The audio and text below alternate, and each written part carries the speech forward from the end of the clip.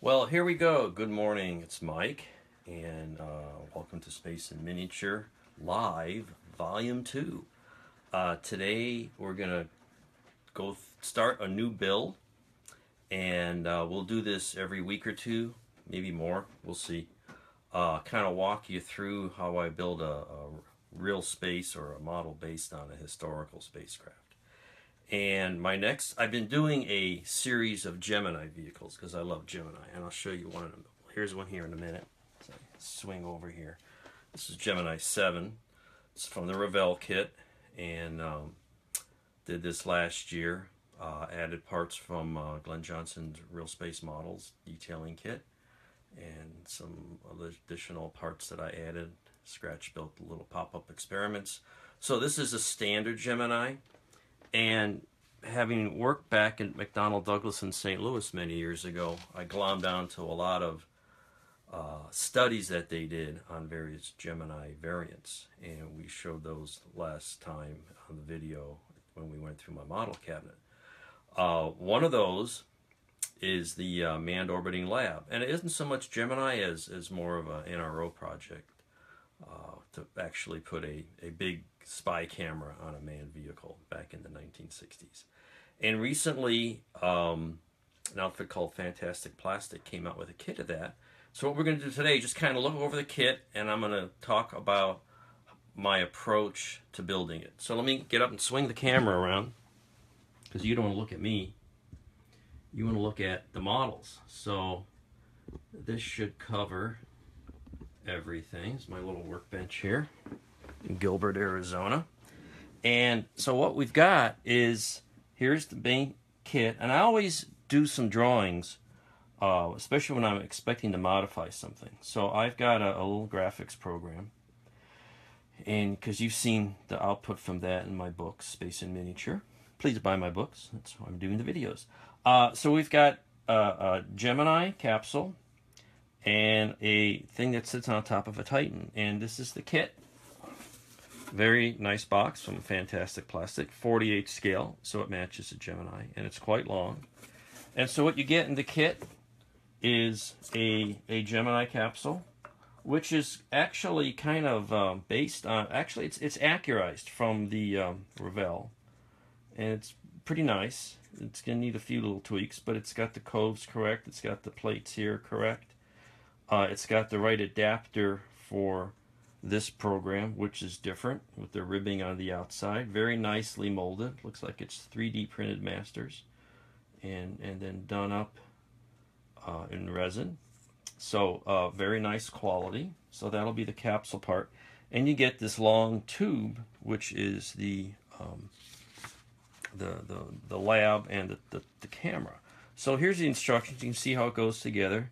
They got, I don't think they're still in the box here, but they've got some beads or metal BBs that actually, where did I put them? I think they're still in here.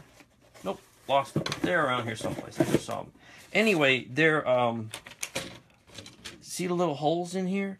You put little beads in there to hold the parts together. Because otherwise, you know, you've got these circles, but that's a clever way to hold the thing together. So anyway, it's looks like pretty basic assembly. And, but the thing is, so how good is this kit? Well, of course, the real Manned Orbiting Lab was never built. So, you know, I did some research. You know, a few years ago, NRO declassified a ton of stuff, and it's all online. And I've been going through that, trying to determine what is the most mature configuration that a modeler would want to build, because it went through a lot of different iterations, and over the years before this stuff was declassified, people kind of speculated what it looked like. So you see all these artist concepts and drawings, but they were just guessing because the stuff was still classified.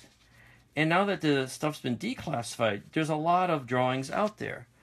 And they don't all agree with each other because the thing was constantly evolving. Now, they did build a mock-up. Here's a picture of a full-size mock-up, a part of it. And you can see, you know, the kit. And I've got this, tried to reproduce this in the drawing. You got thrusters up here. And the kit's got these Not too bad. They look a little undersized. You know, maybe my drawing's a little oversized, but again, the references don't seem to match very well. But see, the little parts here are supposed to be these things, and they look a little undersized. But I've seen different versions of them. They don't quite match this mock-up. But they're close, you know, and for this, probably close enough is close enough. And then here's this section, and that corresponds to this. And you've got the lab, and you can see it's got a beaded finish where everything else is just a corrugated. And they've picked up on that. Maybe a little heavy, but I can live with that. What they don't have, there was a hatch here, and this is on the bottom, I've determined. You can see this rounds thing, and it shows up in a number of the photos. And that would go down here, and clearly it's not on the model. And I think very late in the program, that hatch went away, but I'm not 100% sure. What it was originally, early in the program, they were going to have little film return capsules, and the film return capsule would go out that hatch. But that hatch also served as a backup to get from the Gemini to the lab in case there was an issue with the tunnel. So this is all, they could do an EVA out through here, and there's a diagram showing that. So I think that hatch probably stayed, and you know, it's at this mock-up, so I'm going to go with that. What's also missing from the kit are these fairings. You see this big fairing? And this shows up in several photos and drawings.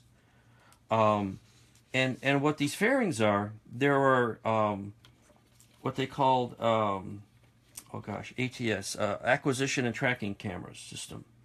And these were a camera that was used to kind of identify targets and figure out where they were. And there was one on each side, and it stuck out the side of the cylinder.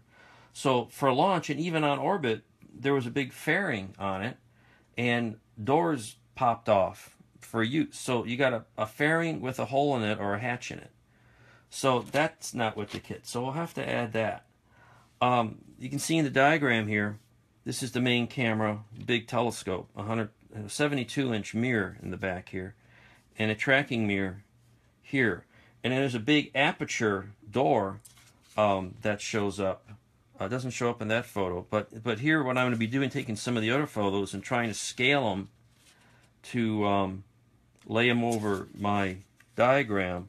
And you can see here what I'm going to try to do is make a full wrap, because they built a full size. Well, they built the first model of this thing that they were going to fly, not the one that flew on the test flight, because that was just an upper stage mock-up. But you can see there's various access panels or assembly panels, so there are some panel lines on this. So I'm going to try to use photos of this mock-up, add it to a drawing, make the wrap like this, and then probably scribe some panel lines on this thing. Now, what you're seeing, and this is, I'm still trying to sort all this out. Yeah, this is the camera portion, and it just had a straight ribbing like this. So what's again missing from the model is the main door for the camera. I mean, all these are identical parts, and you know, that's fair. So what I'm probably going to do is cut a hole open to hold the door, because my understanding is the door was just ejected when they started to go operational, but there was a sliding thermal shield that went in and out to kind of protect it when they weren't using it. But I'm going to cut a hole in here, build some interior like this rotating mirror and some of the other pieces. You're not going to be able to see much, especially sitting on a stand. Oh, they give you a nice stand with some rods, and it'll hold that up. So this is what I'm introducing today, just my approach to this thing. So the Gemini is good. The thrusters look a little small, but I can live with it. We need to add fairings. We need to add a hatch. We need the ribbing is a little heavy, but I'll live with it. We need to add a door for the camera. We're going to build up some interior stuff, and then try to identify any panel lines on it. The back is just a simple dome. We'll go with that. I just noticed today the kit comes with decals. These decals are kind of unusable. I don't know, maybe I can use some of the striping. These black and white stripes were used on the test flight they flew, the heat shield test flight. And these were just to track the stage, you know, during the suborbital trajectory. These would not have been on an operational manned orbiting lab. And it looks like I've got, I don't know if I need 2 sheets or it's a second sheet. I just discovered these.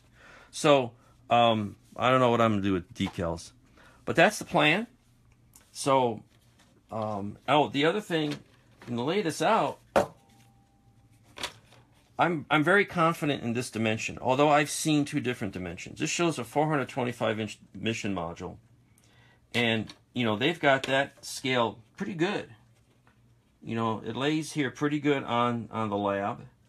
Looks a little short up front. There's actually a major seam here, because that's the section here. So there should be a major seam there. But then they got kind of the seam in the wrong spot. Maybe, yeah, that wouldn't work either. The kit's overall too long, about 1 inch too long. And so I'll probably do some surgery and some seam work. But this is what we've got. This is how we're starting. And I'll play around a little bit with it, and we'll get back to you in a week or so with some progress, and maybe look for some pictures online at Space in Miniature. So thanks very much. See you next time.